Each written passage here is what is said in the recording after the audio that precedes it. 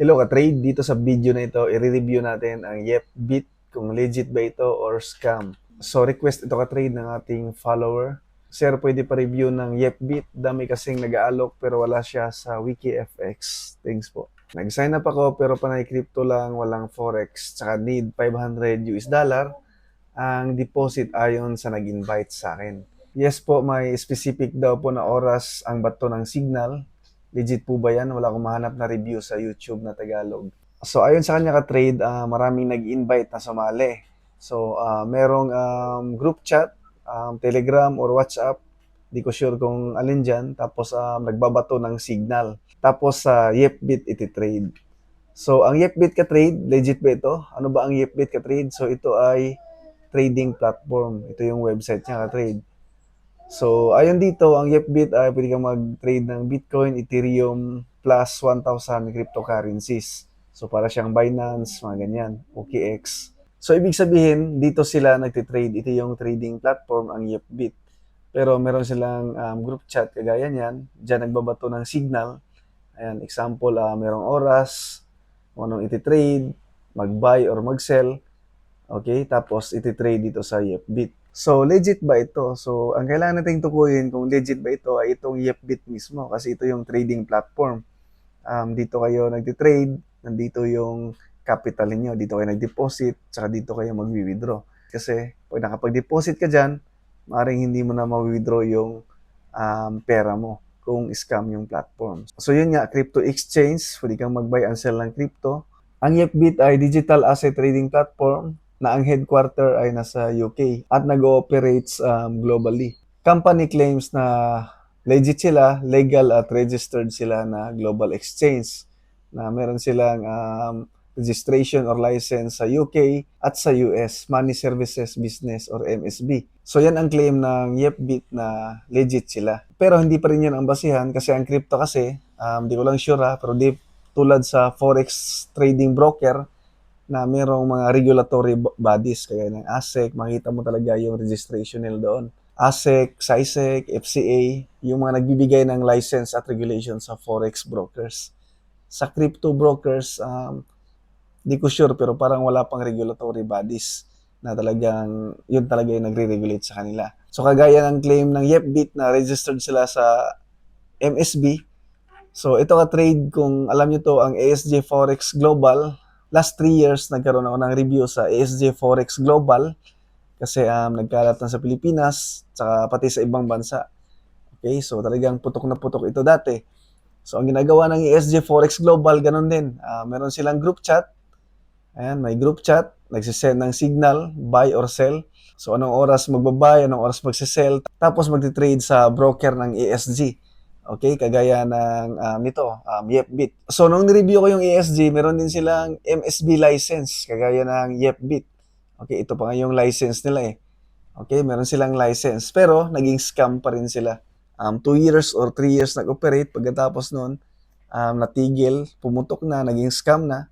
So, hindi na naka-withdraw ng pera kahit merong MSB license. Kaya hindi rin basehan itong US Money Services Business MSB license. Okay, or FinCEN. So, ito yung FinCEN. So, ang FinCEN kasi, a Bureau of US Department of the Treasury that prevents and punishes money laundering and financial crimes. So, sa money laundering and financial crimes siya.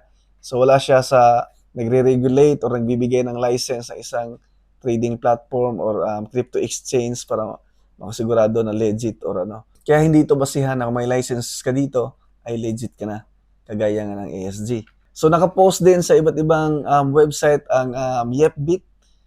And kagaya nito na YepBit Exchange strengthens transparency and security with UK registration. Nakapost dyan sa bar charts. Okay?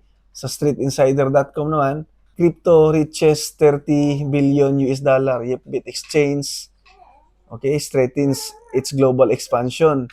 Post din sa Digital Journal, okay, a trusted platform for a secure and compliant digital asset trading. So naka-post sa iba't ibang website na legit sila. So ganun din ang ginawa ng ESG Trade, naka-post pa sa mas kilala pang mga website kasi nagbabayad lang naman yan sila para ma-publish ang kanilang article. So hindi basihan na masasabi nating legit kapag nakapublish sa mga ganyang website. So, scam ba ang YepBit? So, ang YepBit ka-trade ay naka-post sa dito, sa Crypto Legal Blockchain Lawyers sa UK. Sila ang may largest database ng mga fraud and scam companies at nakalagay dito, okay, ang yepbit.com, nakalista sa kanila na scam or fraud.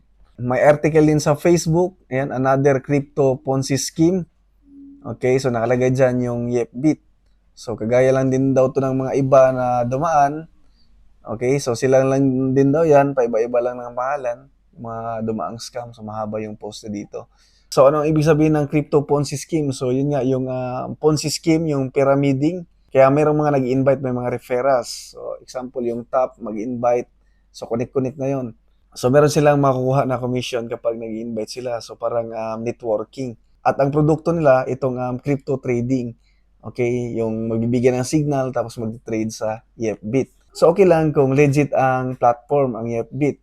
Kasi ma-withdraw mo, walang problema. So, para patas, kahit nakapost na dito na scam ito, so di pa rin natin sure, maaari pa rin legit. So, anong gagawin para malaman talaga kung legit ba yung YepBit, legit ba yung signal? Okay? So, ganito yung gawin nyo ka-trade. I-testing ninyo sa mga popular na exchange or broker, kagaya ng Binance, MXC, or Bybit. Okay? Kasi dito natin malalaman kung legit ba talaga. Okay? So, kagaya ng ESG dati, so nagsisend sila ng signal, alam mo, alas 8 ng gabi, 5 minutes ka lang, magti-trade, profit ka na, win ka na, walang talo. Okay? Pero, sa ESG lang nila pinapatrade na platform, na broker. So ngayon, ang ginawa ko, trade ko sa mga legit na broker, kagaya ng XM, at mga Xness, mga legit na broker talaga sa Forex na talagang legit. So, nung trade ko doon sa mga legit na platform, so nagtaka ako, pinagsabay ko yung trade sa ESG at sa legit na platform, nagtaka ako sa ESG, nag-profit. Doon sa tatlong legit na platform na pinagsabay ko, lugi, talo. So, ibig sabihin, ang platform ng ESG, so, manipulated nila yung price, hindi tunay yung presyo nila. Ibig sabihin, kanila yung platform, kanila yung broker, so, gawa-gawa lang nila yung price para mapakita sa account mo na nag-profit ka, kumikita ka. So, magaganahan ka ngayon mag-invite. Mag-invite ka ng ibang tao para pumasok kasi papakita mo, may screenshot ka na, nag-profit ka, may account ka. Ang problema, hindi totoo yun. Okay? Kasi pag tinesting mo sa legit na platform, iba yung takbo ng presyo ng market. So, ginawa lang yun sa account nila para makapang-inganyo ka. Or mainganyo ka na mag-deposit ka pa ng malaki. So, kapag naglagay ka na ng malaki, okay, makaka-withdraw ka pa niyan, makakapag-withdraw ka, yun yung sistema nila, makakapag-withdraw ka, unti-unti. Pero pag nag-withdraw ka ng malaki, doon na yung parang operan ka na ng kung ano-ano, or may dahilan ganyan, or nakalock pa, ganun. So, ang gawin nyo dito sa YepBit, para malaman nyo talaga kung legit ito, so, yung signal na ibabato sa group chat, i-trade nyo sa YepBit, tapos i-trade nyo rin sa, example, kung may Binance kayo, MXC, Bybit, doon, itira nyo ang signal doon. Example, mag-buy sa Bitcoin, BTC USD. So, i-buy nyo rin sa mga legit na platform. Doon nyo makita kung talagang magpo-profit ba. I-testing nyo lang, kahit 3 araw or 5 araw. So, doon nyo makita. Kung pareha sila, nag-profit ka dito sa Binance at Bybit, pati sa YepBit, at tuloy-tuloy 5 araw, parehas ang result, ibig sabihin, legit. So, tunay yung signal nila at legit. Okay, so ang tanong lang doon kung yung YepBit ay legit ba? Baka hindi maka-withdraw. So, walang problema. Kung legit yung signal, dito na i-trade sa Binance. Sureball maka-withdraw ka or Bybit. Ganun ka-trade. So, testing nyo lang.